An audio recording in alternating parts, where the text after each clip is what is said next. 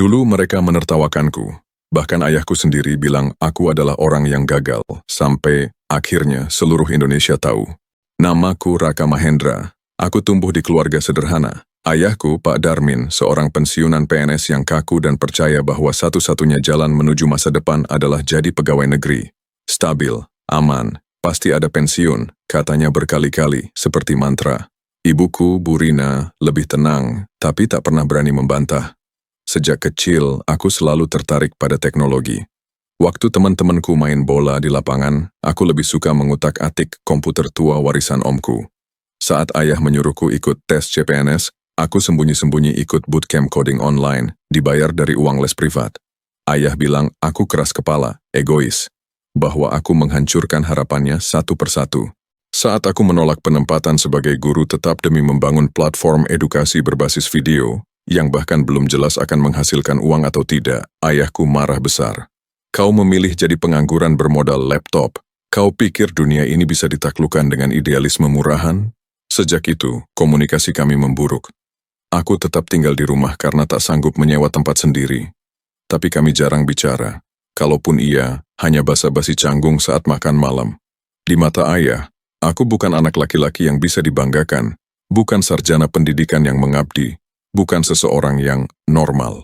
Di hari ulang tahunku yang ke-24, ayah bahkan tidak mengucapkan selamat. Dia hanya meletakkan koran di mejaku, menunjuk sebuah berita tentang teman SMA-ku yang baru saja lulus jadi jaksa. Itu baru masa depan, bukan main YouTube ngajarin orang entah siapa. Aku tidak membalas. Sudah terlalu lelah membela diri. Sudah terlalu sering dijatuhkan oleh orang yang justru paling kuharap akan percaya. Yang tak ayah ketahui, malam-malam panjang itu aku habiskan membuat rencana pembelajaran, merekam video di kamar sempit dengan mikrofon murah, dan menjawab pertanyaan murid-murid dari seluruh Indonesia yang tak punya akses ke bimbingan belajar mahal. Aku tak punya banyak uang, tapi aku punya visi.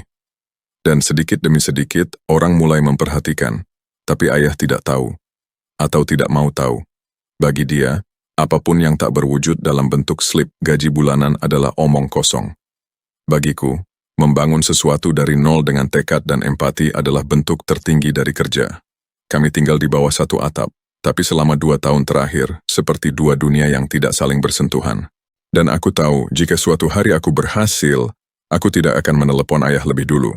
Aku memulai platform belajarku dengan nama yang sangat sederhana, Ruang Kita. Bukan karena punya branding canggih, tapi karena semua prosesnya memang terjadi di satu ruangan kecil, kamarku sendiri. Disitulah aku menulis kurikulum, merekam video, menyunting suara, dan membalas komentar murid satu persatu. Modal awal, laptop bekas. Kamera, HP keluaran 5 tahun lalu. Mikrofon clip-on murahan seharga 90.000 yang harus diikat dengan isolasi agar tidak goyang. Aku merekam video dengan berdiri di depan dinding polos yang aku tempel dengan kertas karton warna biru sebagai background. Penerangannya, lampu belajar kecil yang aku pantulkan ke dinding agar tak terlalu silau. Setiap malam, setelah ibu tertidur dan ayah masuk kamar lebih dulu sambil membanting pintu seperti biasa, aku mulai merekam. Suara harus pelan, agar tidak mengganggu. Tapi isi materinya harus kuat, agar bisa menjangkau siapa saja yang ingin belajar tanpa harus membayar jutaan rupiah. Aku mengunggah video pertamaku ke YouTube pada akhir 2020.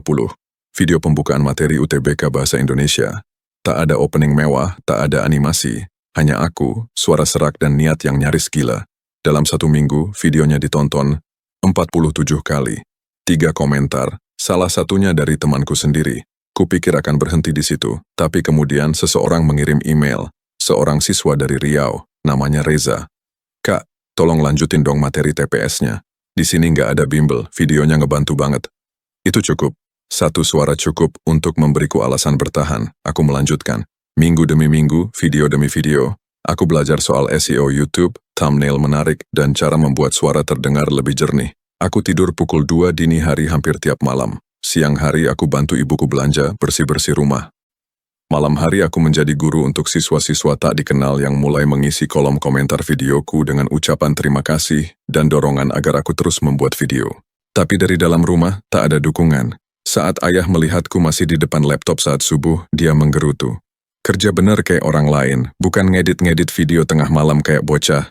Aku tidak menjawab. Sudah terlalu sering aku menjawab dan disalahkan. Pernah satu kali, aku dipanggil saat sedang merekam. Suaraku ternyata terdengar ke ruang tengah.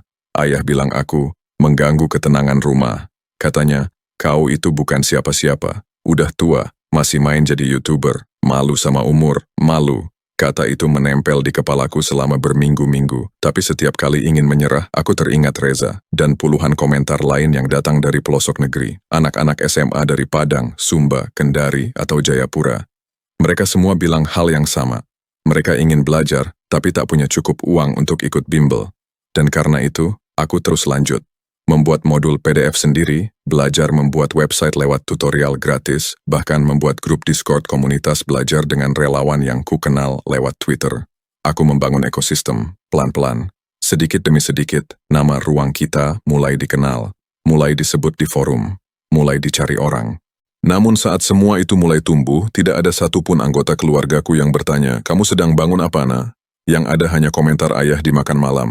Aku dengar anak Pak Syamsul sudah lulus S2 di IPB dan kerja di kementerian. Kamu masih main komputer? Aku hanya menunduk, bukan karena kalah, tapi karena sedang menyimpan sesuatu yang belum waktunya diumumkan. Awal 2021, aku memberanikan diri menyusun proposal sederhana. Isinya, kerjasama dengan Dinas Pendidikan Daerah dan satu startup edutech yang sedang naik daun. Aku tidak meminta modal, hanya kolaborasi konten dan akses jaringan. Aku berpikir, jika ruang kita bisa menjangkau lebih banyak siswa lewat platform mereka, maka semuanya akan berkembang lebih cepat. Kukirimkan email ke 5 pihak berbeda. 4 tak pernah membalas. 1 membalas singkat. "Maaf, kami sedang tidak mencari kolaborasi dari pihak individu. Terima kasih, pihak individu." Seperti aku ini sekadar pejuang keyboard tanpa arah. Mungkin memang benar, saat itu aku belum punya tim. Belum punya kantor, hanya 1 nama domain, 1 channel YouTube, dan sekumpulan murid tak kasat mata yang kuajak belajar setiap hari. Lalu datanglah momen yang membuatku benar-benar runtuh. Aku menghadiri reuni SMA kecil-kecilan di kafe dekat kampus. Teman-temanku bercerita tentang pekerjaan mereka. Ada yang di bank, di kementerian, di startup besar. Saat giliranku ditanya, aku menjawab, "Aku lagi bangun platform belajar mandiri sih. Sudah jalan hampir setahun." Belum selesai bicara, salah satu dari mereka, Ardi, yang sekarang jadi HR di perusahaan multinasional, tertawa.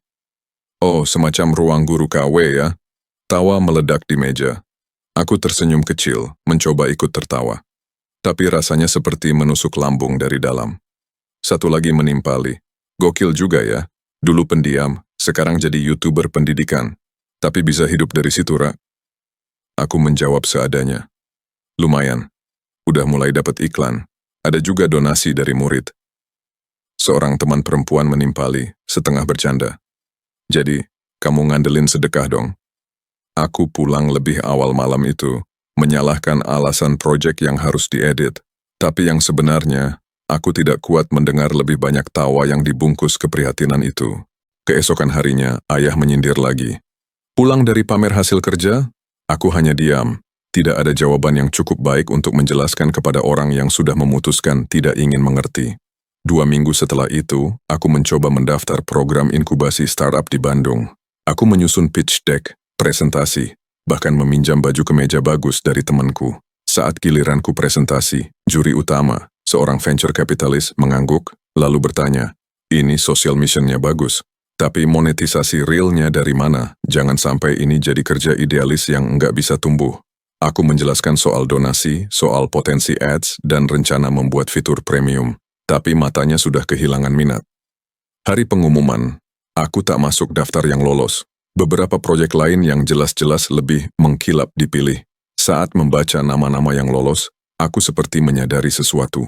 Mereka tidak menolakku karena idenya kurang bagus. Mereka menolakku karena aku terlihat tidak cukup meyakinkan.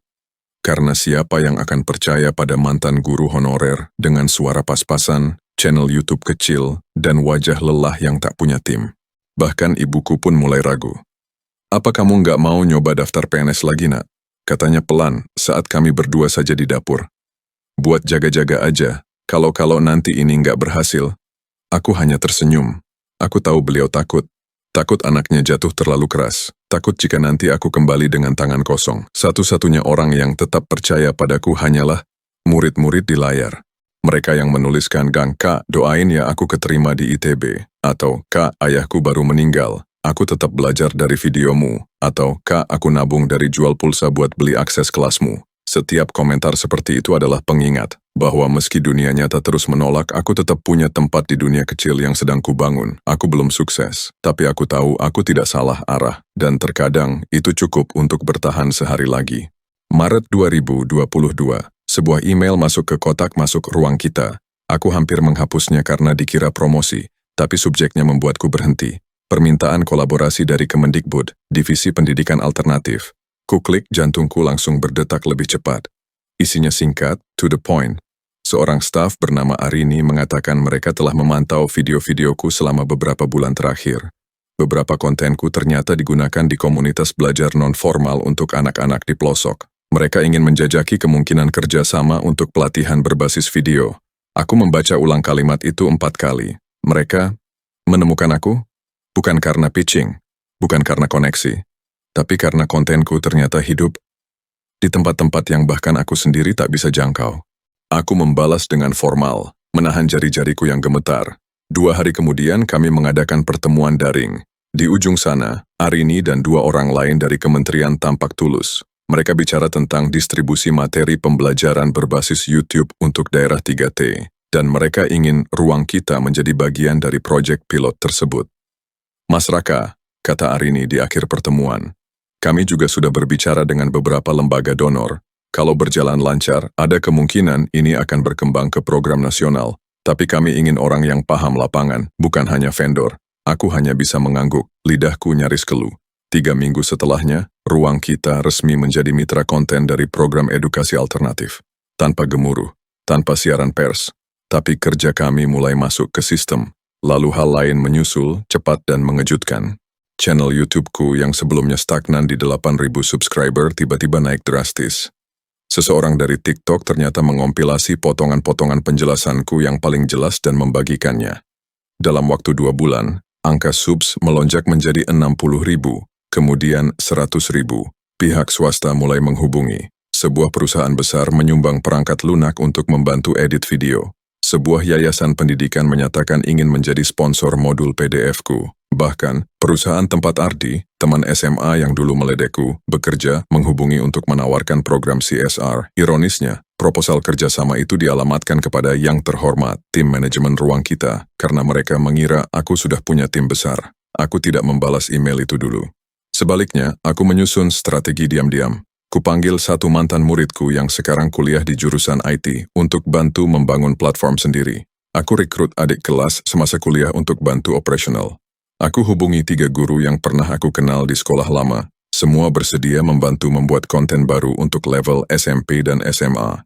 Aku menyewa ruang kecil di pinggir Jakarta, bukan kantor, lebih mirip ruko kosong. Tapi cukup untuk menaruh meja, whiteboard, dan 2 kamera pinjaman. Kami tidak besar, tapi kami nyata. Aku masih belum mengumumkan apapun di rumah. Ayahku tetap memanggilku pengangguran kreatif.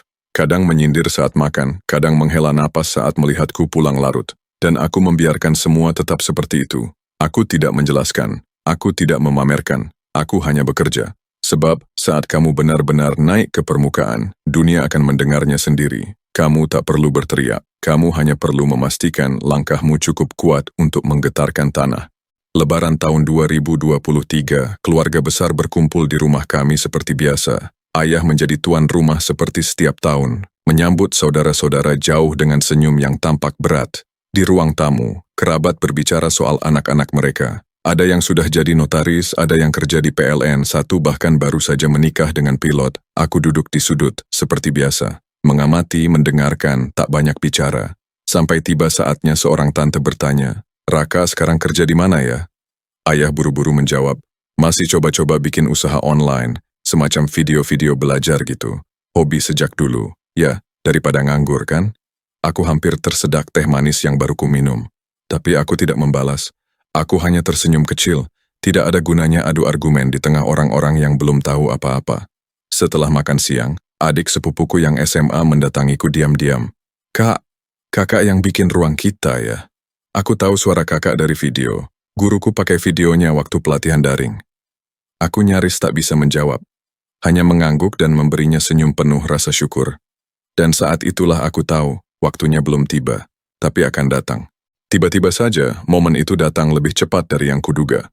Agustus 2023, Ruang Kita diumumkan sebagai salah satu dari 10 inovator pendidikan terbaik dalam Program Nasional Belajar Bersama Nusantara. Sebuah konferensi diadakan, dan aku diminta menjadi pembicara pembuka, bersama seorang dirjen dari Kementerian Pendidikan dan tokoh publik ternama. Aku diminta bercerita soal membangun akses pendidikan dari nol, dari kamar sempit dengan keterbatasan. Namaku muncul di undangan resmi, di backdrop panggung, di press release yang tersebar luas. Dan tiba-tiba, dunia tahu, termasuk ayahku. Pulang dari konferensi aku langsung ke rumah. Belum sempat masuk, ibu memelukku lebih dulu. Wajahnya basah. Semua tetangga bicara tentang kamu, nak. Ibu bangga. Di ruang tengah, ayah duduk dengan koran terbuka di pangkuannya. Di halaman depannya, fotoku muncul, bersama kutipan. Kami membuktikan bahwa pendidikan bisa diakses tanpa harus mahal. Kami hanya butuh percaya pada semangat belajar. Aku berdiri di ambang pintu. Ayah menatapku sebentar, lalu kembali menunduk. Ibu masak sayur asam kesukaan kamu, katanya singkat. Kami makan tanpa bicara. Sampai akhirnya, saat piring-piring sudah kosong, aku berkata dengan tenang.